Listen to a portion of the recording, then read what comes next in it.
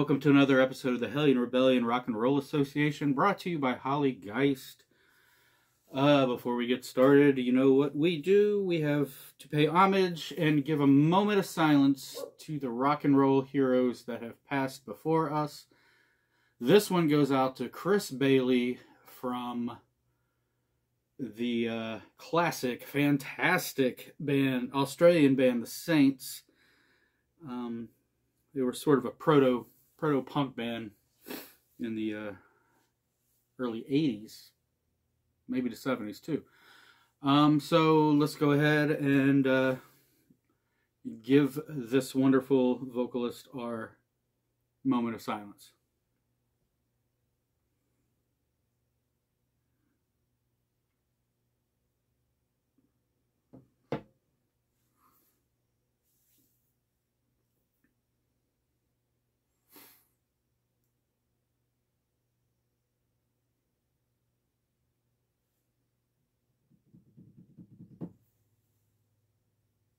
Okay, may Chris Bailey's sainthood be recognized by the powers that be in the kingdom of heaven.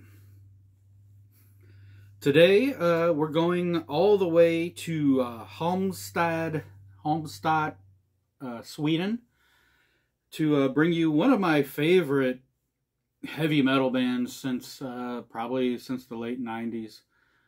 And that band is Arch Enemy. I have been following this band since their album Burning Bridges, which came out, I believe, late 90s, I guess. Arch Enemy is you could call them a supergroup. They were formed by Chris Amat and Johan Liva. Chris Amat, of course, came from the legendary Carcass. Johan came from Carnage. They also had members from D'Angelo from Merciful Fate.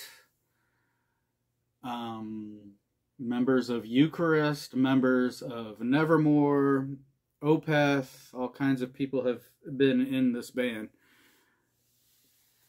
In the beginning, I say Arch Enemy has three eras. In the beginning, I believe it was Mr. Liva who sang, or Amat sang, and they were doing this blackened melodic death metal thing. And they were probably the best at it. It was very indicative. Their sound is very indicative of what was coming out of Sweden at that time. They were competing with the likes of, I would say, Soilwork, In Flames. Who would have been another one? The Haunted. And they would put out a few albums. And then towards the late 90s, early 2000s, they would get a new singer from Germany by the name of Angela Gassau. And I remember at the time hearing that they were going to go with a female vocalist and thinking, oh, okay, so they're going to change their sound. It's going to sound like Lacuna Coil or Evanescence. And nothing against those bands. I love those bands. But I was just so used to the Arch Enemy sound that I really didn't want them to change a whole lot. And Angela Gassau was going to bring her version of death metal vocals to this band, but I thought, she's going to sing real pretty too. Oh, how wrong was I? Let me count the ways. Not only was Angela Gassau great at what she does, she was better than most of her male counterparts in the history of this style of music. You have to remember, now let's go back to 89 to 91 when death metal was first starting. it was a total sausage fest. I mean, it was male. It was totally male dominated. For the most part, it still is now. But back then, it was rare to even see girls go to shows like this.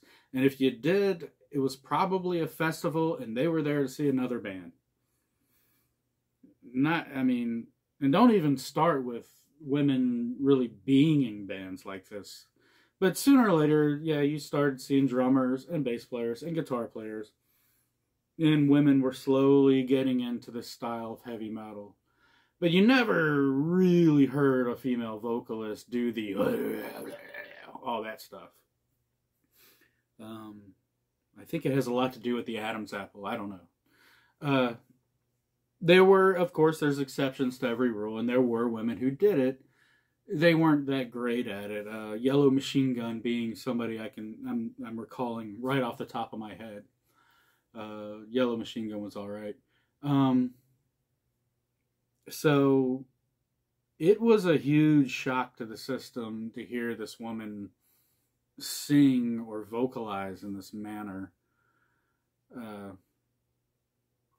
And I love this band even more ever since she came on board.